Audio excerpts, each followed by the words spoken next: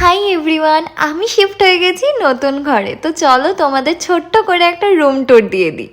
এটা হলো আমার বেডরুম। বেশ ভালো, আলো বাতাস ঢোকে, একার জন্য অনেকটাই বড়, জানো তো। আর এটা হলো ওয়ার্ড্রোব, যেটা অনেক বড়, মানে হিউজ, অনেক কিছু রাখা যাবে। আর এটা হলাম আমি। আর এই যে fridge, washing machine, bed, Pureit সবটাই রেন্টে নেওয়া আমার।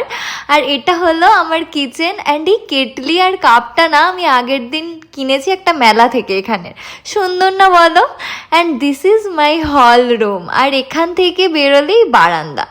এই ঘরটা চুজ করার কারণ হলো সামনেই অনেক গাছপালা, একটু সবুজ দেখা যাবে। তোমাদের কেমন লাগলো আমার ঘর কমেন্টে জানিও। যদিও এটা আমার মুম্বাইয়ের ঘরের থেকে অনেকটাই ছোট, বাট ব্যাঙ্গালোরের সব বাড়ির স্ট্রাকচারই কাইন্ড অফ এরকম। তো ঠিকই আছে, আই কাইন্ড অফ লাভ ইট।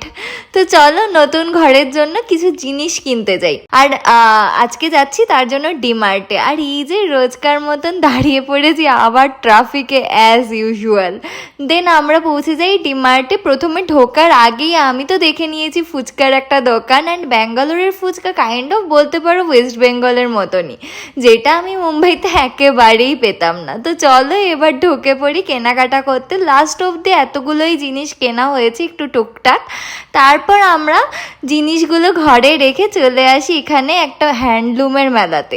আর নিয়ে নিয়েছি দই পাপড়ি চাট। বাপরে, জাস্ট কতদিন পর খাচ্ছি আমি এটা, ড্যাম। দেন একটু মেলাতে ঘুরে ফিরে যাই বাড়ি। তো চলো টাটা, দেখা হবে নেক্সট ভিডিওতে।